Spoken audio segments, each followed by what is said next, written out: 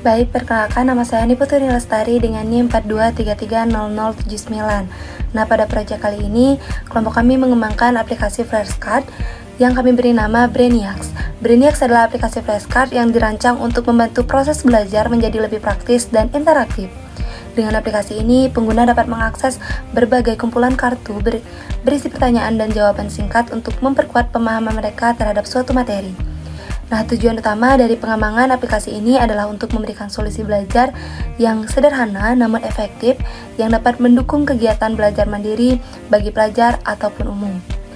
Nah, pada proyek aplikasi Brainiacs, saya bertanggung jawab untuk membuat halaman activity list, yaitu halaman utama yang digunakan pengguna untuk melihat, mempelajari, dan menavigasi flashcard satu persatu.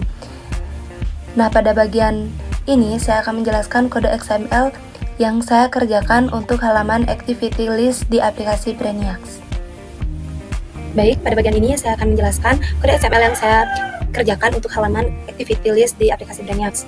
Nah, di sini sebelum masuk ke kode, saya menyiapkan beberapa drawable seperti background fix, yaitu latar belakang di setiap halaman, ada background button atau kode yang mana ini digunakan untuk memberikan efek interaktif atau stateful seperti tambal button, lalu ada kode background card yang digunakan untuk memberikan efek warna, sudut yang membulat dan padding, lalu ada background input yang digunakan untuk memberikan efek elemen yang kelihatan seperti kartu, field atau tombol yang berborder halus, lalu ada button background, ada logo Facebook, Google yang nantinya digunakan pada halaman sign in sign up.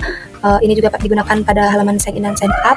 Lalu launcher background ini digunakan untuk elemen yang ingin diberi kesan terstruktur atau sebagai kanvas interaktif. Lalu pada for background ini merupakan vektor drawable dari Android yang digunakan untuk membuat gambar vektor scalable yang tidak pecah saat diperbesar.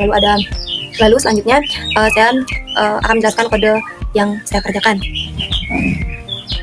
Nah, di sini saya menggunakan pada halaman ini saya menggunakan linear layout verticals sebagai layout utama agar elemen tampilan dari atas ke bawah dengan padding 24, yang mana padding ini membuat konten tidak menempel ke tepi layar, dan latar belakang menggunakan aset drawable yaitu background fix. Maaf. Jadi dia kodenya. Ini adalah kode untuk membuat linear layout yang berorientasi vertikal dengan padding 24 dan memanggil aset drawable yaitu background fix yang sudah saya siapkan. Selanjutnya, pada top bar, di sini saya menggunakan relative layout yang mana di dalamnya itu terdapat image view dan text view. Image view ini sebagai tombol back untuk menampilkan icon tombol back, icon panah yang saya juga di sini memanggil aset drawable. Saya memanggil aset drawable. Lalu pada text view yang menampilkan judul halaman, di atasnya nanti akan ada tombol back dan judulnya yaitu study flashcard dengan warna hitam, tulisan bold yang di sini saya mengedit teksnya. Maaf. Selanjutnya yaitu pada flashcard box.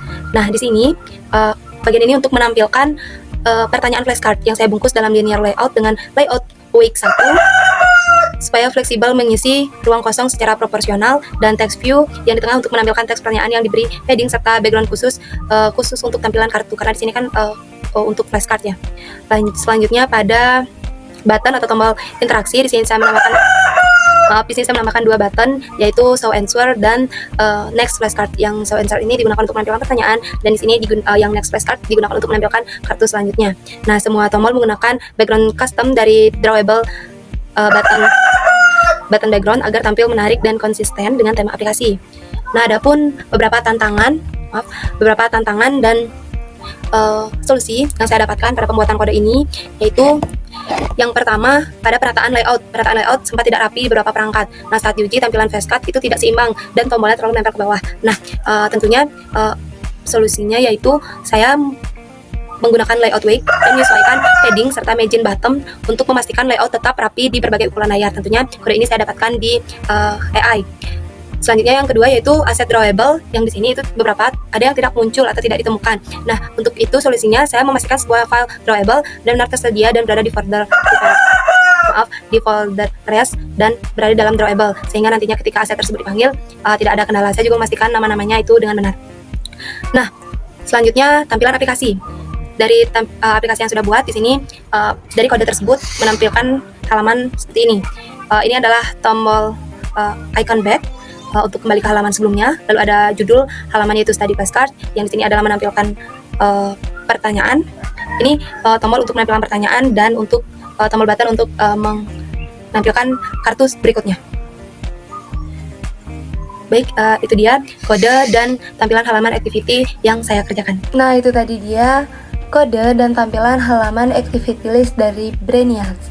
Dari pekerjaan proyek pembuatan aplikasi flashcard, saya belajar tentang cara mengintegrasikan teknologi XML dalam pengembangan aplikasi.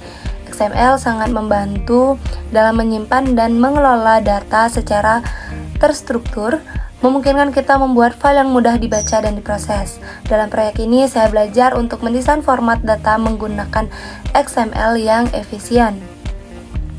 Nah, saran untuk proyek ini yaitu yang pertama, kami akan menambahkan fitur kustomisasi seperti pengaturan tingkat kesulitan dan statistik pembelajaran supaya pengguna bisa belajar dengan cara yang paling sesuai dengan kebutuhan mereka.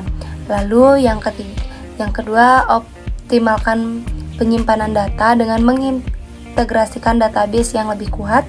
Dan yang ketiga, tentunya kita harus menguji coba dengan pengguna yang lebih banyak sehingga kita mendapatkan masukan untuk membantu meningkatkan fungsionalitas dan kenyamanan aplikasi. Dengan langkah-langkah ini, diharapkan flashcard yang kami kembangkan bisa lebih maksimal dan memudahkan pengguna dan tentunya lebih menyenangkan.